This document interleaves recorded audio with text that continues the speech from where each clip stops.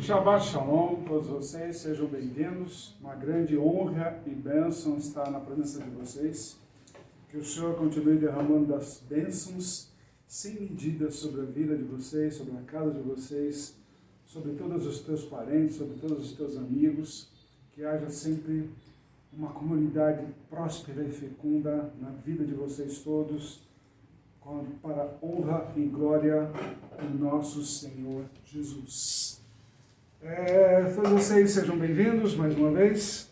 Um grande prazer e uma honra, uma grande bênção estar aqui para poder passar para vocês a mensagem de Deus para essa semana, para que vocês estejam alimentados e possam também alimentar outras pessoas e as convidarem, para estarem aqui presentes no próxima sexta-feira. Estaremos aqui. Embora para muitos já estariam comemorando festas, de 7 de setembro e tal, mas na sexta-feira nós estaremos aqui fazendo uma oração forte, um clamor bem forte pelo Brasil na próxima sexta-feira. Então convido você a estar aqui, já começar os preparativos, para que nesse dia 7 de setembro aí você esteja abençoado e poder ser um abençoador para evitar as contendas que virão, porque está todo mundo de olho, Vamos lá. Hoje a porção é veja, observem, que vai do Deuteronômio capítulo 11 até o versículo 26, capítulo 16 até o versículo 17, a Haftarah com Isaías 54:11 a 55:5 e na Brit Hadashah, no Novo Testamento, João 9:1 até o 10:42. Ok? Quando Moisés avisa para o povo, veja, ele dá duas situações para nós. Nós vemos a bênção e vemos a maldição.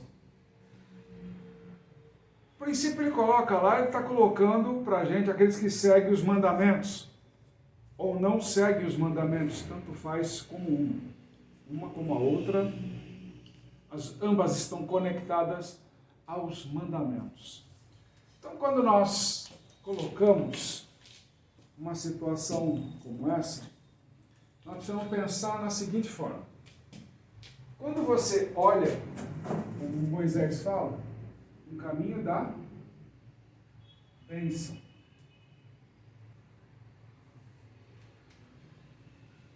E quando você observa do outro lado, é o caminho da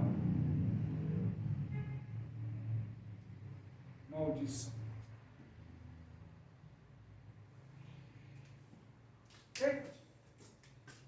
Ele vai nos conduzir por esses dois caminhos, e é muito importante hoje que nós vamos derrubar, como sempre nós fazemos, é o nosso slogan, derrubar paradigmas da espiritualidade para que você atinja realmente o reino de Deus. Okay?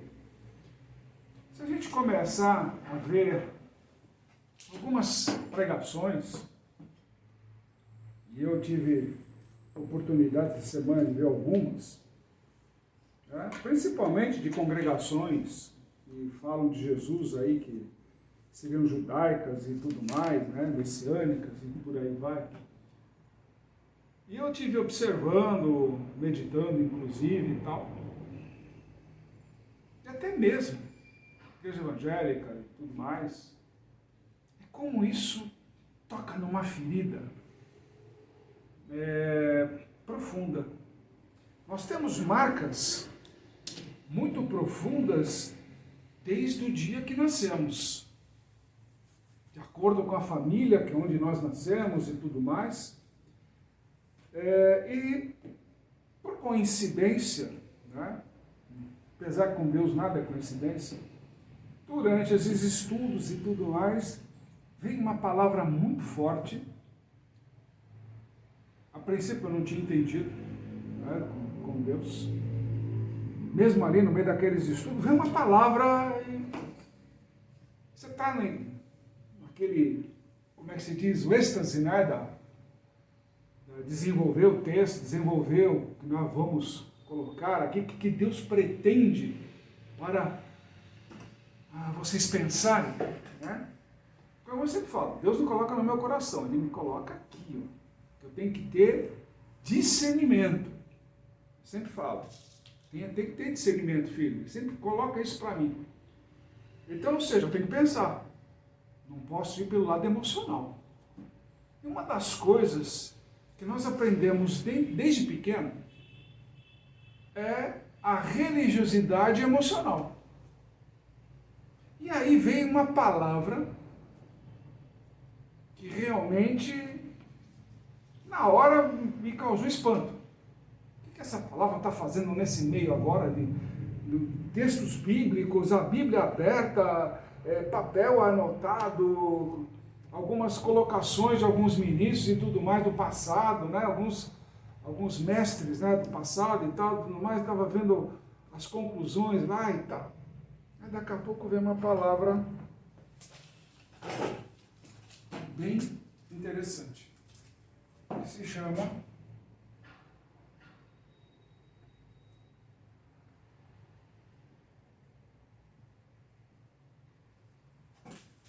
sequestro.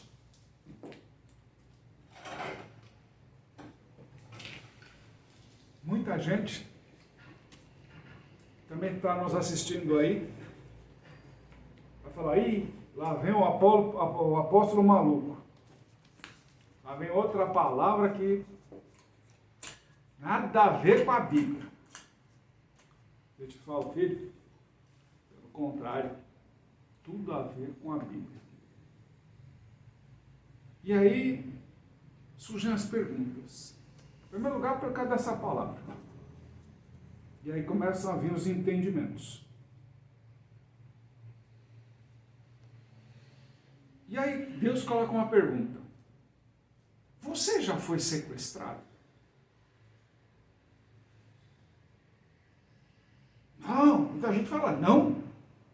Alguns já passaram por esse terror na mão de bandidos e tudo mais nesse sentido. Mas eu não estou falando nesse sequestro. Nós não estamos falando desse sequestro. Nós estamos falando do sequestro espiritual. Você já foi sequestrado espiritualmente? Quando a gente nasce, eu vou falar pelo meu caso. O meu caso. Sem servir para vocês. Eu vim de uma família portuguesa, sou descendente de portugueses, e obviamente de uma família católica. Né? Seguindo os santos, adorações, eu cresci nesse meio. Como eu já falei aqui, fui coroinha de igreja, aquela coisa toda, já dei minhas pisadas por aí no mundo, né? Aquela coisa toda. Então, ou seja, o meu primeiro sequestro espiritual nasceu na família, onde eu comecei a ser católico por causa da minha família. Só que o meu pai sempre me falava, filho, o teu caminho você escolhe. Você escolhe sempre o seu caminho. Você é responsável pelo caminho que você escolheu. Tá bom, pai. Nesse inteirinho você começa a andar pela vida. Conhecendo os caminhos, amadurecendo, envelhecendo. E assim foi. Conheci o que vocês chamam de religiões por aí. Conheci todas. Pisei lá, assim. Pisei em todas elas, sem exceção. Pisei lá em cada uma delas, lá, não escondo isso de ninguém. Tá? Se eu tenho alguma culpa, isso daí me perdoe cada um deles, mas cada um tentou do seu jeito, por algo que nunca me trouxe paz. Até o dia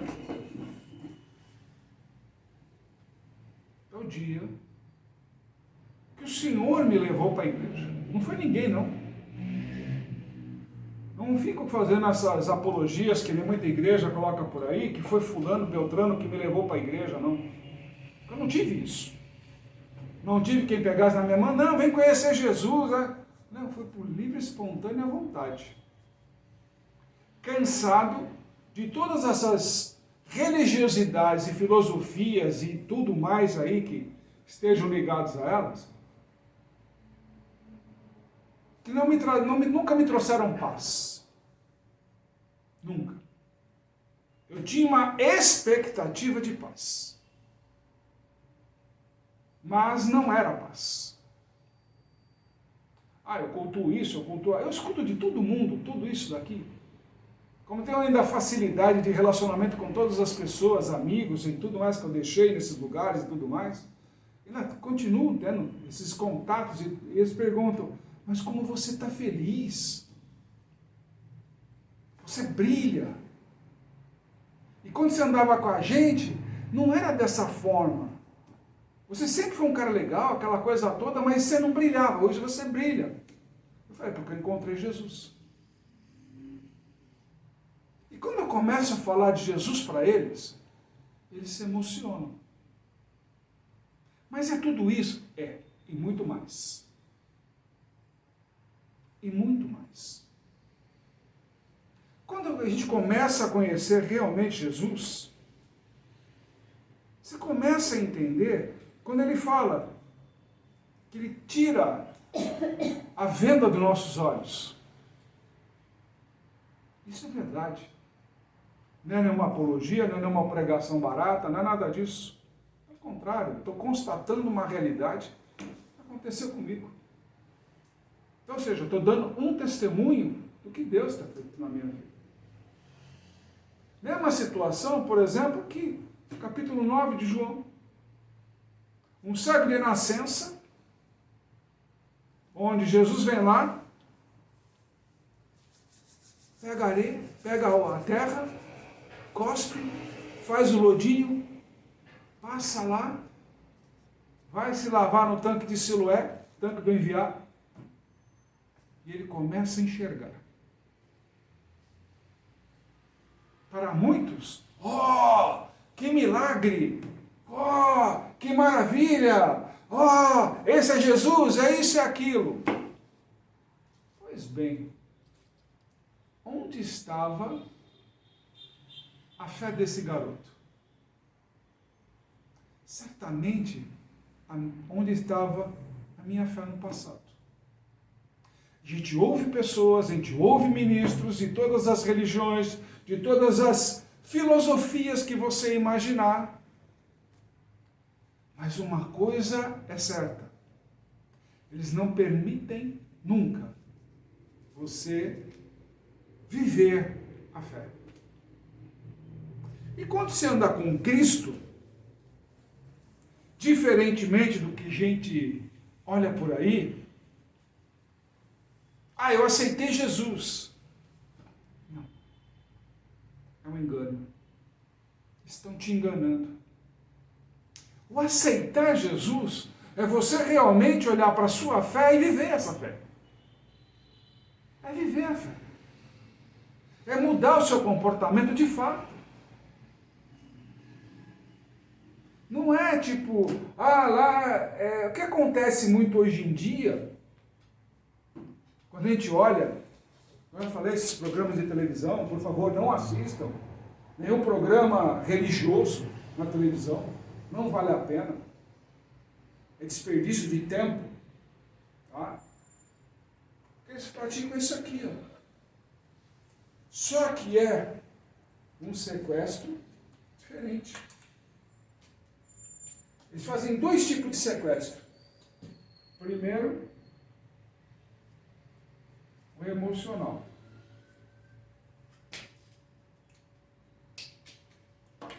Por quê? Porque você vai para a igreja.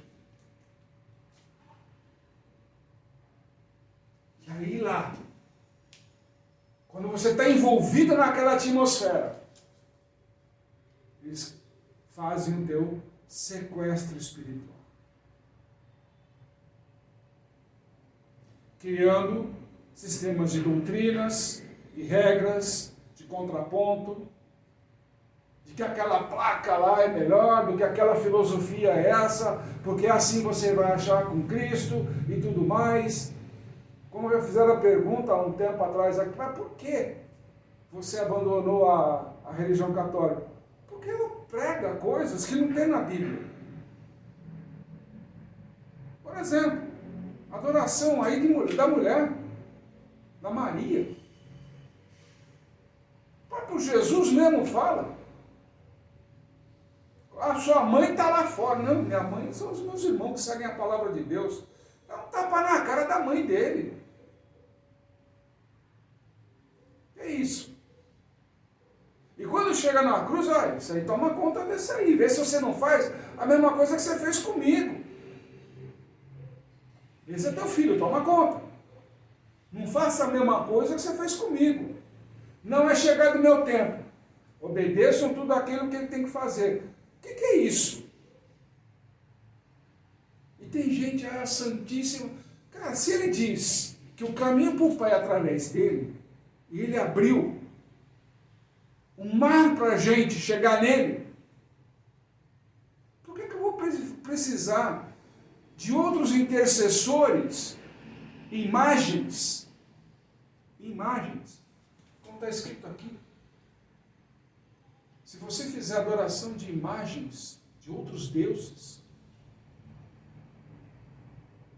você vai cair no caminho da maldição. Mas não é essa maldição, essas pragas aí, que o povo gosta de colocar. Você vai se dar mal, que você é isso, que você vai tropeçar, vai bater o carro, essas coisas de maluco. Eu estou falando de uma visão espiritual. E quando ele nos convida aqui para ver a bênção, ver a maldição. Não é simplesmente pragas. Nada disso. Para ver a bênção. Um caso, por exemplo, que eu posso testemunhar de uma cidade do interior aqui de São Paulo, onde eu estava fazendo ministrações e tudo mais, ajudando uma senhora, que é irmã de uma grande amiga, né, que Deus me usou para operar um milagre na vida dela, lá em Mauá, quando eu a conheci. E depois estou lá na casa dessa senhora lá e tal, e falando, conversando, ministrando a palavra, o poder do Espírito Santo entrou, e ponto, aquele negócio eu fez o que tinha que fazer, e ponto final. Até a hora que ela chegou, conversou comigo e falou, olha, a minha filha está falando que você está interessado nela. Eu, como é que é? Como é que é? Eu vim aqui para ajudar, como homem de Deus. Saí lá de São Paulo, vim aqui no interior, não cobro um centavo, não cobro nada. Nada. Faço toda a administração, faço tudo. Recebo esse tapa na cara. Por quê? Visão. A bênção estava dentro de casa. Mas bastou um olhar errado para que tudo aquilo fosse para a maldição. Porque o preguiçoso do pastor não ia lá. Ele é o culpado. Mas um apóstolo daqui de São Paulo foi até o interior, resolveu o problema. Que o pastor que mora do lado, a poucos quilômetros dali, foi incompetente para ser um ministro de Deus. Onde está a bênção e onde está a maldição? Os olhos. Você enxerga o que você quer ver. O exemplo está aqui. Jesus olhou e falou, ei, quem deixou ele cego? Qual era a disputa lá? Foi o pecado do papai, da mamãe? ou dele próprio? Meu pai, como eu falei, meu pai me colocou. Você é responsável pelo seu caminho. Se encontre com Deus. Ele sempre me apoiou em toda a situação, toda essa minha caminhada. Em toda a caminhada, ele sempre me apoiou as minhas escolhas. Ah, você isso, você aquilo, estou indo agora assim, estou assado e tal. Até no dia que ele estava no leito do hospital, ele me viu com a Bíblia na mão. E ele chegou e falou assim, mas por que você estuda tanto a Bíblia? Eu já vi você estudar nos outros lugares, mas como você devora essa Bíblia é incrível. Eu respondi, Deus quer que eu ensine. E para ensinar, eu tenho que aprender.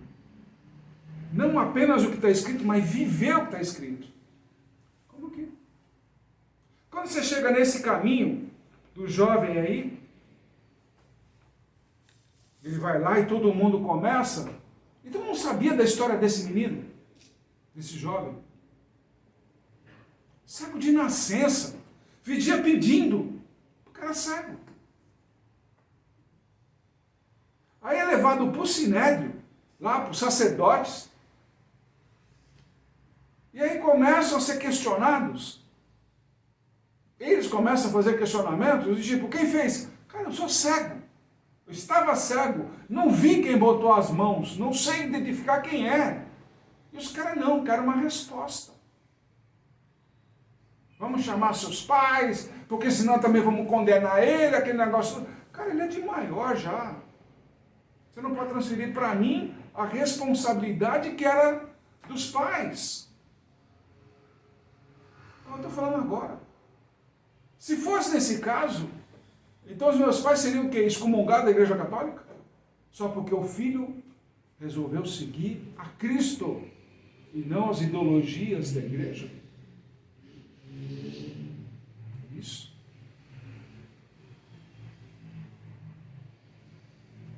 Por isso que nós estamos hoje sendo sequestrados espiritualmente. Primeiro emocionalmente. Olha, se você tem um problema financeiro, olha, se você tem um problema de relacionamento com a sua mulher, olha, se você tem um problema de desemprego, se você percebeu que é tudo aquilo emocional por aquilo que você está passando. Óbvio que você está passando pela sala, escuta alguém falando disso, dos seus problemas emocionais neste mundo, óbvio que vai chamar a tua atenção. Ah, o cara tem resposta lá para nós. Olha lá os testemunhos. Olha isso, olha aquilo. Ei, isso é sequestro. Sequestro emocional. Para te levar lá para o meio deles e aí acabar de, uma vez por todas, fazer o teu sequestro espiritual. Aí você vê, ó, nessa placa aqui, eu encontrei a paz, encontrei isso, encontrei aquilo. Tá certo, vamos supor. Que nem por aí o pessoal costuma sempre falar, eu estou indo no culto das riquezas lá. Tá bom. Quero ver a hora que tomar o primeiro tropicão. Porque Deus está preparando.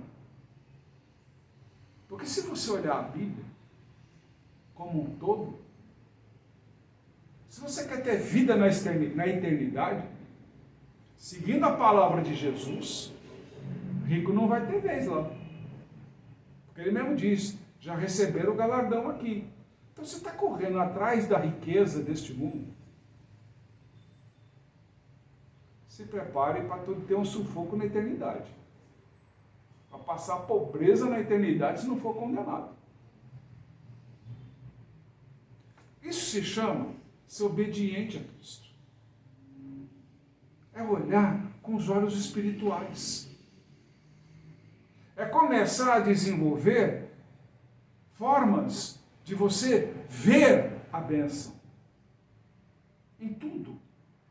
Deus resplandece em todas as coisas. Foi querendo, essa semana mesmo, ainda me questionando, uma pessoa de uma outra filosofia, chegou aí para mim, não, quando eu quero falar com Deus, eu vou na natureza.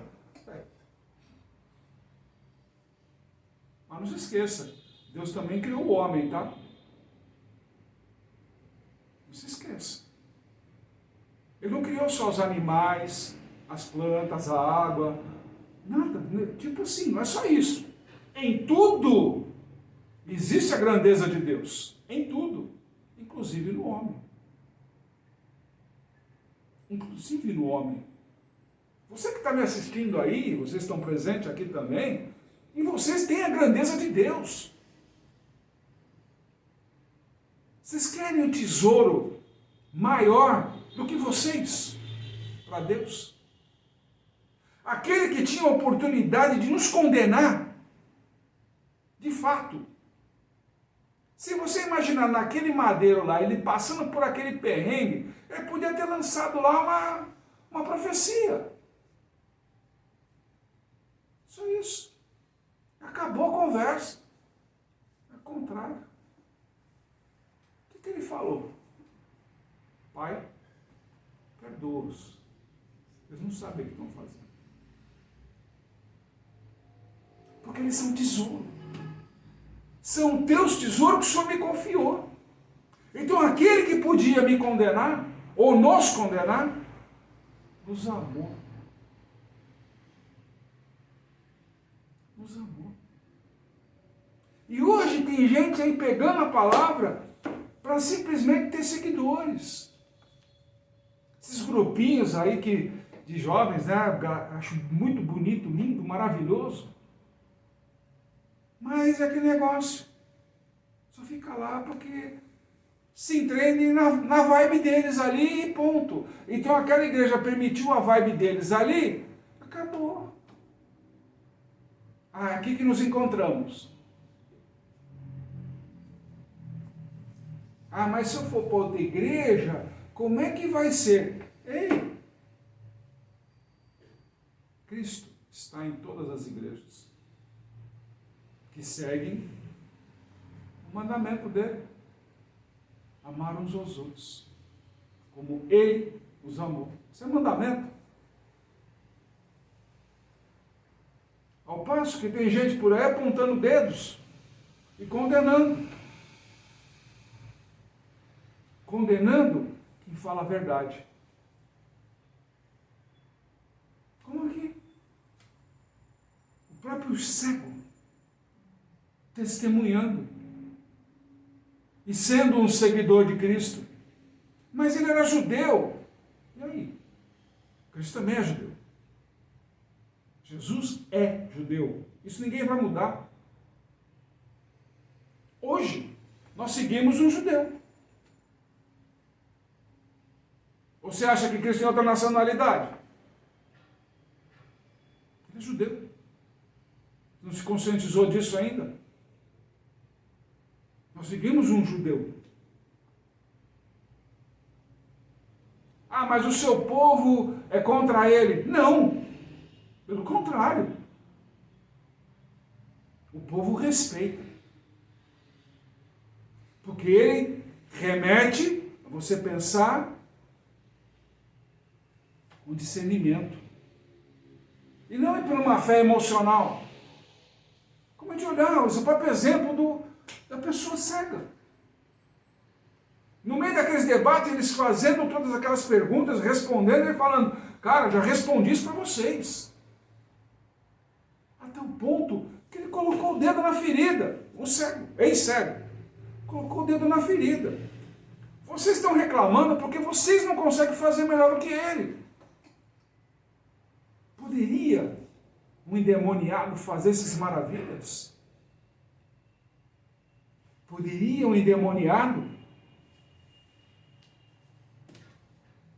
ser chamado dentro de um quarto, nos hospitais aqui de São Paulo? As enfermeiras em Polvorosa. Apóstolo, ajuda a gente. Pois não, o que foi? Tem uma mulher lá que... Cadê ela? Está na casa da cadeira de rodas. Ministramos a palavra. Acompanha até o quarto. E no quarto ela se levanta da cadeira.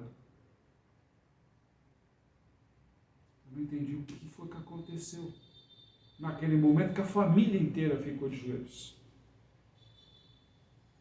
Depois me explicaram. Ela estava condenada à morte. E que nunca mais ela iria andar na vida. E que poucos dias ela estava indo já para ser entubada de vez. 2 dias depois, não, 3 dias depois, Deus tirou ela do hospital. Isso por acaso é obra de demônios?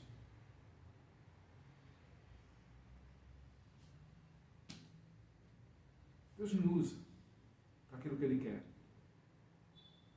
Para as suas grandes obras. Nessa mesma situação, 20 dias depois, encontramos no hospital de novo. Não é um problema. Vamos ministrar, óbvio. Mas aí vem uma pergunta da própria filha. Os meus pastores falaram que vocês são charlatães. Vocês não fazem nada.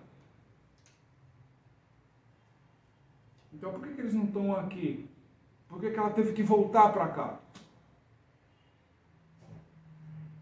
Por que ela voltou para o hospital com os mesmos problemas?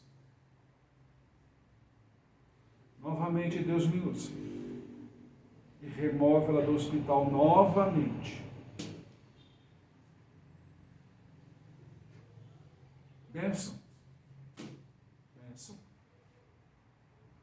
E onde está a maldição? Exatamente 21 dias depois, ela volta para o hospital. E não quer mais falar conosco. Porque ela conversou com os pastores dela e que não era mais para ela me receber. 3 dias depois ela faleceu. Onde está a visão espiritual da bênção e da maldição? Onde está a visão espiritual na sua vida hoje? Quais são realmente os problemas que você carrega? São problemas com a visão espiritual, que você engrandece ele de acordo com os seus sentimentos do mundo? Ou você está transformando os seus sentimentos do mundo no seu problema espiritual? Onde habita Deus, o demônio não entra. Está escrito. Livro de João, para quem leu, primeiro capítulo, os primeiros versículos. As trevas não suportam a luz. Não suportam a luz. Se você começar a entender pela visão espiritual que isso é uma realidade, você tem que se perguntar: por que você está tão cheio de problemas? Porque se você está vazio da luz divina. Você se esvaziou de Deus para se encher do mundo. Você se encheu de emoções onde você ficou vulnerável ao sequestro. Se não você levar hoje a ferro e fogo a palavra sequestro, e pelos históricos que nós já temos aí, toda a mídia e tudo mais, quando você tem conhecimento de sequestrados, por acaso, tem alguém que mora na rua que foi sequestrado? Ou é tudo cara rico? Cara que pode bancar e pagar o sequestro. Normalmente é o cara que pode. Porque o sequestrador não vai pegar, vai fazer o quê? Sequestrar menino, não, eu quero um resgate pela vida dele. Cara, se ele já está naquela situação, imagina a família dele. Imagina. É a mesma coisa que os como é que fala? Os traficantes Eles sequestram o quê? A saúde dos consumidores. Eles causam o quê? Dependência. Para manter o poderio econômico deles. Só que eles são tão burros que mesmo eles sequestrando, eles não sabem manter você no cativeiro. Eles desgraçam a sua vida. E ficam contando com a sorte de sempre ter mais pessoas entrando na dependência deles. Eles não sabem administrar isso. Eles não sabem ter dinheiro. A visão deles, visão de maldição, para eles mesmos. Para eles mesmos. É a mesma coisa. Hoje, chegar lá, você está passando aí, eu fui desempregado, fui mandado embora da empresa, que vai ser da nossa vida, que não sei o quê. Você entra num pavor emocional e é óbvio. E é óbvio. Já passei por isso. Sei como é que é. Que vai acontecer amanhã. Parece que o fim do mundo caiu na tua cabeça. Não é brincadeira, não. Sei disso.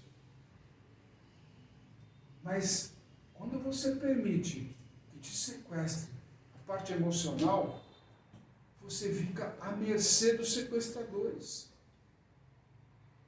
Eles te arrastam lá para a igreja e acabam de sequestrar o teu lado espiritual, onde você tem que ter a visão que eles querem que você tenha. Agora eu sou um homem de família, e agora eu não posso mais isso, não posso mais aquilo, não posso mais aquilo outro. É sempre dessa forma. Só que Cristo não diz para você não pode.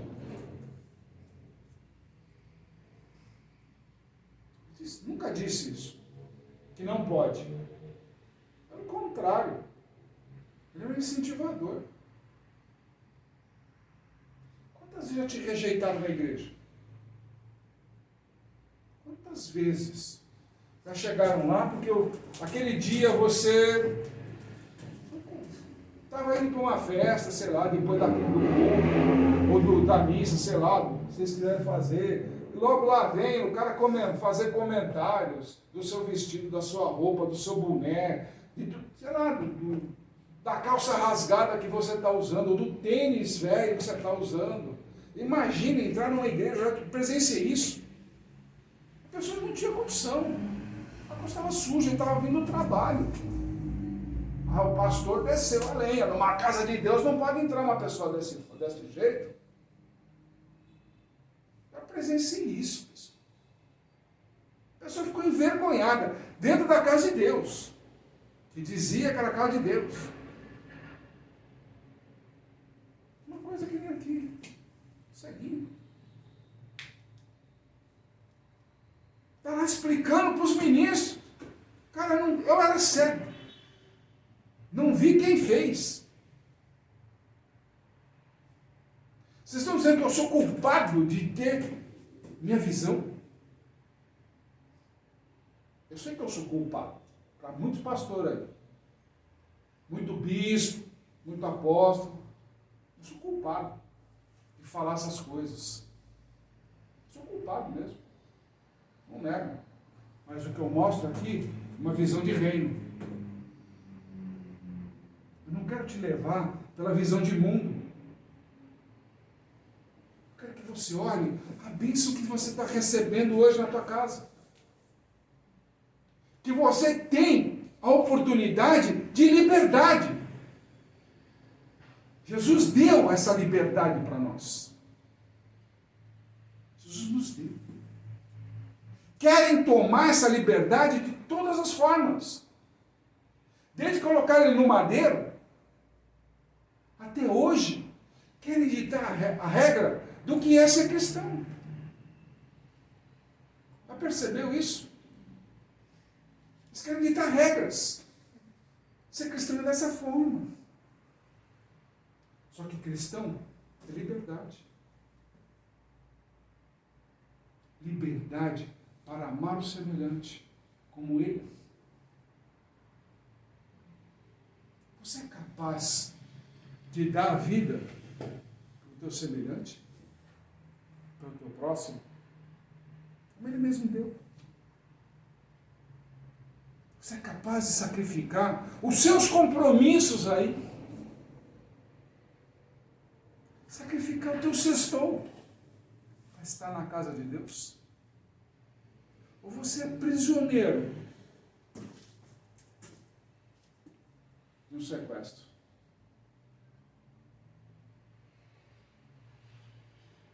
Ou você ainda é prisioneiro? Ah, ele é judeu. Você é prisioneiro disso? Você segue um judeu. Você segue a Jesus? Você segue um judeu, não esqueça disso. Não esqueça disso.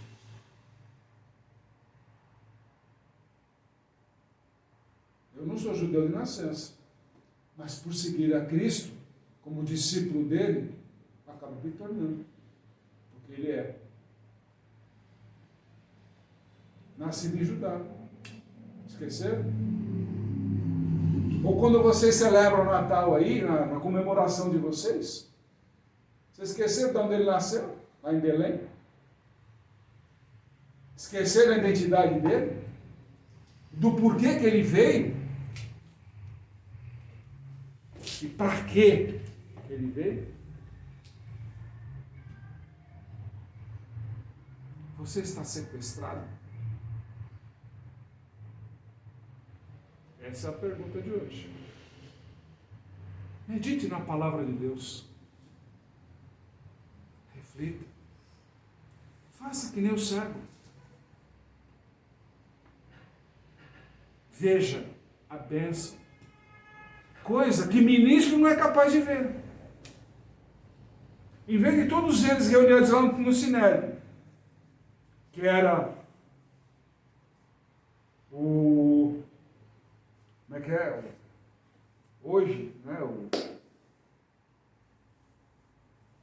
A comissão vai, digamos assim, para falar sobre o tema espiritual, né? O conselho, digamos assim, eles foram incapazes de ver a bênção. Incapazes de ver a bênção. Ah, mas eles são homens de Deus. Pois é. Consagrados e tudo. E mesmo assim, não viram a bênção. Quem disse que o mesmo não ocorre no dia de hoje? Quem disse que aquele ministro que você tem tanto adorado não se tornou um ídolo e você é um idólatra? Porque você foi sequestrado espiritualmente. Não se esqueça da mensagem. Bênção é aqueles que estão com Cristo e em Cristo. A maldição está para quem se torna idólatra e ídolo. Que o Senhor te abençoe e te guarde. Que Ele faça resplandecer o Senhor o seu rosto sobre ti e te agracie. Tenha o Senhor misericórdia de ti e ponha em ti a paz. Shabbat Shalom.